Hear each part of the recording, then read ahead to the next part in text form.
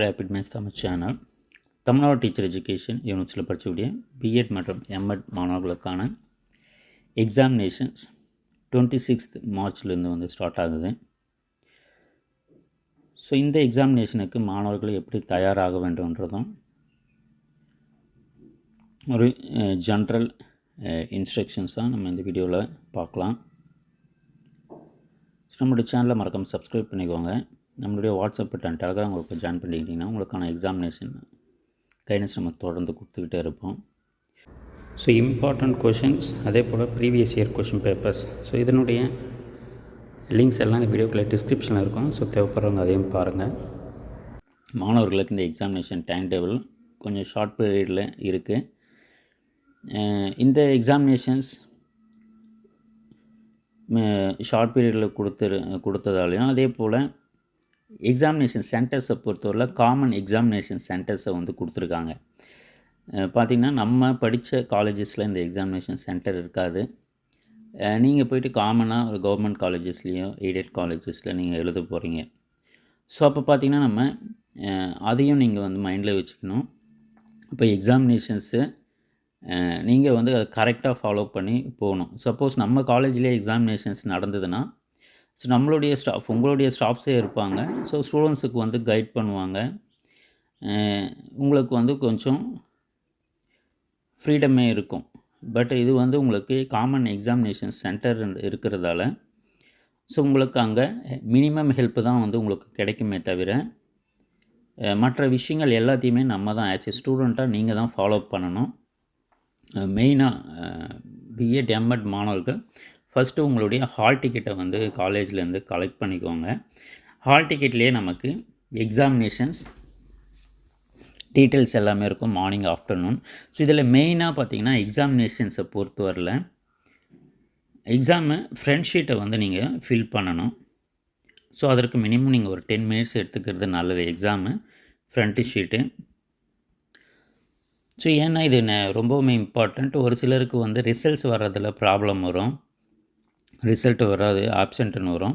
Reason பார்த்திங்கன்னா இது கரெக்டாக மேபி ஃபில் பண்ணாமலும் இருந்திருக்கலாம். ஸோ அதால் எக்ஸாம் ஆன்சர் ஷீட்டை ஃப்ரண்ட் ஷீட்டை கரெக்டாக ஃபில் பண்ணுங்கள். ஸோ ஏன்னா நம்மளுடைய கல்லூரிகள் எழுதுனா இதை கரெக்டாக பார்த்து உங்களுக்கு செக் பண்ணி சொல்லுவாங்க. இது வந்து நீங்கள் வேறு காலேஜஸில் நீங்கள் எழுதுறதால ஸோ அங்கேயும் சொல்லுவாங்க. பட் உங்களுக்கு வந்து ரொம்பவுமே நீங்களே தான் நீங்கள் கேர் எடுத்து நீங்கள் பார்த்துக்கணும். ஸோ ஆல்ரெடி நம்ம இதற்குமே ஒரு ஃப்ரண்ட் ஷீட்டை எப்படி ஃபில் பண்ணுறதுன்ற ஒரு வீடியோவுமே கொடுத்துருக்கோம். ஸோ அதையுமே நீங்கள் பார்த்து வச்சுக்கோங்க. ஸோ எங்கெல்லாம் கொஷின் பேப்பர் நம்பர் எழுதணும், கொஷின் பேப்பர் கோடு எழுதணும், ஸோ இதெல்லாம் வந்து டீட்டெயிலாக பார்த்து வச்சுக்கோங்க. முன்னாடியே போய்ட்டு நீங்கள் எழுதுறது நல்லது. அதே போல் நம்மளுடைய சேனலில் நீங்கள் இப்போ தான் ஃபாலோ பண்ணுறீங்க சொன்னால் ஸோ ஆல்ரெடி நம்ம ப்ரீவியஸ் இயர் கொஷின்ஸு கொடுத்துருக்கோம். ஏன்னா நம்மளுக்கு ஷார்ட் பீரியட் தான் இருக்குது எக்ஸாமுக்கு. அப்போ நீங்கள் இப்போ தான் படிக்க ஸ்டார்ட் பண்ணுறீங்கன்னு சொன்னால் நீங்கள் previous year question paper 2 question paper படித்தாலுமே போதும். 2 to 3 கொஷின் பேப்பர் உங்களுக்கு ரொம்பவுமே ஷார்ட்டாக இருக்குதுன்னு நீங்கள் நினச்சிங்கன்னா ஒரு 2 ப்ரீவியஸ் இயர் கொஷின் பேப்பரை வந்து ப்ராக்டிஸ் பண்ணுங்கள். அதுவே போதுமானது. நீங்கள் பாஸ் மார்க் எடுக்கிறது ஒரு 2 ப்ரீவியஸ் இயர் கொஷின் பேப்பர் படிச்சிங்கனாவே மினிமம் 60% மேலே எடுக்கலாம். ஸோ அதால் அந்த இம்பார்ட்டன்ட் கொஷின்ஸ் நம்ம யூனிட் வைஸுமே கொடுத்துருக்கோம். அதனுடைய லிங்க் எல்லாமே இந்த வீடியோக்குள்ள டிஸ்கிரிப்ஷனில் தரேன். ஸோ அதையும் ஃபாலோ பண்ணுங்கள். லாஸ்ட் மினிட்ல எப்படி ப்ரிப்பேர் பண்ணணுன்ற வீடியோஸுமே இருக்குது.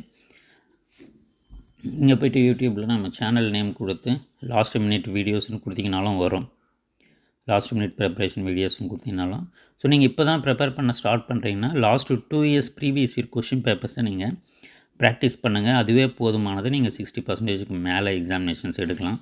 ஸோ இந்த எக்ஸாமினேஷனை பொறுத்தவரையில் நீங்கள் காமன் எக்ஸாம் சென்டரில் எழுதுறதால யூனிஃபார்ம் மஸ்ட்டு. அதே போல் ஐடி கார்டு கம்பல்சரி பார்ப்பாங்க. யூனிஃபார்ம் கூட நீங்கள் ஒயிட்டு பிளாக்கு இல்லை அது மாதிரி காமனான ஒரு ட்ரெஸ் கூட ஃபாலோ பண்ணலாமே தவிர ஐடி கார்டுன்றது கம்பல்சரியாக கேட்பாங்க. ID card and hall ticket இல்லாமல் எக்ஸாம் நீங்கள் எழுத முடியாது. அதில் ஹால் டிக்கெட்டை கலெக்ட் பண்ணி வச்சுக்கிறது நல்லது. அது ஈச் எக்ஸாமுக்கும் நீங்கள் அது கரெக்டாக ஃபாலோ பண்ணுறீங்களான்றது நீங்கள் பிஃபோர் எக்ஸாம் நீங்கள் செக் பண்ணிக்கிறது நல்லது. அதே போல் நம்மளுக்கு மார்னிங், ஆஃப்டர்நூன் இந்த முறை பார்த்திங்கன்னா அரியர் எக்ஸாமினேஷன்ஸ்லாம் மார்னிங் வந்து கொடுத்துருக்காங்க.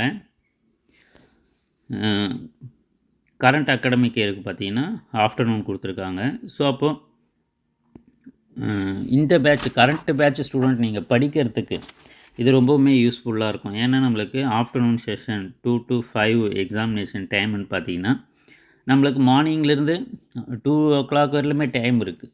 ஸோ நீங்கள் லாஸ்ட்டு நாள் உட்காந்து நீங்கள் இம்பார்ட்டன்ட் கொஷின்ஸை மட்டும் படிச்சிங்கனாலுமே ஈஸியாக 60% மார்க்ஸ் எடுத்துடலாம். மார்னிங் ஒரு 6 o'clock உட்காந்து ஒரு 11 o'clock வரலாம் நீங்கள் படிக்கிறீங்கன்னு சொன்னாலுமே ஈஸியாக உங்களால் டாபிக்ஸை கவர் பண்ணிட முடியும். ஏன்னா 2 o'clock தான் உங்களுக்கு எக்ஸாமே ஸ்டார்ட் ஆக போகுது. அதால் நீங்கள் இதை ஷார்ட் பீரியட்னு நினைக்காதீங்க. உங்களால் ஈஸியாக இந்த எக்ஸாமினேஷன்ஸ் எழுத முடியும்னா current batch student BEd first செமஸ்டராக இருந்தாலும் சரி, அதே போல் MEd first and third semester இவங்களுக்கு எல்லாருக்குமே பார்த்திங்கன்னா 2 to 5 தான். ஸோ அதால் நீங்கள் இந்த எக்ஸாமினேஷன்ஸை ஈஸியாக எழுத முடியும் உங்களால். அதால் ஷார்ட்டில் வந்துடுச்சுன்றதை நீங்கள் கவலைப்பட தேவை கிடையாது. அதே போல் அரியர் எக்ஸாமினேஷன்ஸ். ஸோ அரியர் எக்ஸாமினேஷன்ஸ்லாம் மார்னிங்கே வந்திருக்கு. Morning 10 to 1. அப்போ 2 எக்ஸாமும் இருக்குது. எனக்கு அரியரும் இருக்குது, ஆஃப்டர்நூனும் இருக்குன்னா நீங்கள் இப்போவே வந்து ஜஸ்ட்டு ஹின்ஸாக எடுத்து வச்சு டாபிக்ஸை மட்டும் நீங்கள் பார்த்துக்கிட்டால் போதும். சப்போஸ் எனக்கு மார்னிங்கும் இருக்குது, ஆஃப்டர்நூனும் இருக்குன்னா ஸோ அப்போ நம்ம அதை நிறைய டைம் ஸ்பெண்ட் பண்ணி நீங்கள் டீட்டெயிலாக படிக்க முடியாது. ஜஸ்ட்டு டாபிக்ஸை மட்டும் இம்பார்ட்டன்ட் கொஷின்ஸை நீங்கள் முன்னாடியே ஷார்ட் அவுட் பண்ணி வச்சுட்டு அந்த இம்பார்ட்டன்ட் கொஷின்ஸ்க்கு மட்டும் நீங்கள் டாபிக்ஸை கவர் பண்ணிவிட்டு போயிடுங்க. அரியர் எக்ஸாம் அது ஈஸியாகவே இருக்கும். ஸோ அரியர் எக்ஸாமினேஷனுடைய டீட்டெயில்ஸ், சப்ஜெக்ட் டீட்டெயில்ஸ் ஹால் டிக்கெட்டில் இருக்கும். நீங்கள் மெயினாக பார்க்க வேண்டியது பார்த்திங்கன்னா பிஎட் ஃபஸ்ட் செமஸ்டர் பொறுத்தவரையில் இது கரண்ட் அகாடமிக் இயர் சப்ஜெக்ட்ன்றதால உங்களுக்கு இப்போ எழுதக்கூடிய ஸ்டூடெண்ட்டுடைய தான் நீங்கள் அரியர் எழுத போகிறீங்க மார்னிங் செஷனு. ஸோ அதால் நீங்கள் அதை அப்படியே ஃபாலோ பண்ணிக்க வேண்டியது தான். செகண்ட் செமஸ்டர் தான் பார்த்திங்கன்னா செகண்ட் செமஸ்டர் ஸ்டூடெண்ட்ஸ் நீங்கள் மெயினாக பார்க்க வேண்டியது 2 சப்ஜெக்ட் இருக்குது. அண்டர்ஸ்டாண்டிங் டிசிப்ளினும் பழைய சிலபஸில் அண்டர்ஸ்டாண்டிங் டிசிப்ளின் இருக்கும். அதே போல் நியூ சிலபஸில் வந்து சைல்டு ரைட்ஸ் இருக்கும். அப்போ நீங்கள் பழைய சிலபஸில் பழைய சிலபஸில் நீங்கள் படிச்சிருந்தீங்கன்னா அண்டர்ஸ்டாண்டிங் சப்ஜெக்ட்டும், நியூ சிலபஸில் அரியர் வச்சுருந்தீங்கன்னா சைல்டு ரைட்ஸும் நீங்கள் படிக்கணும் பிஎட் செகண்ட் செமஸ்டர் ஸ்டூடெண்ட்ஸை பொறுத்து வரல. ஸோ அதில் அந்த டீட்டெயிலை வந்து நீங்கள் பார்த்து வச்சுக்கோங்க. புக்ஸ் எல்லாம் இருக்கா, கரெக்டாக புக்ஸை வச்சுருக்கீங்களான்றதையும் நீங்கள் பார்த்து வச்சுக்கிறது நல்லது.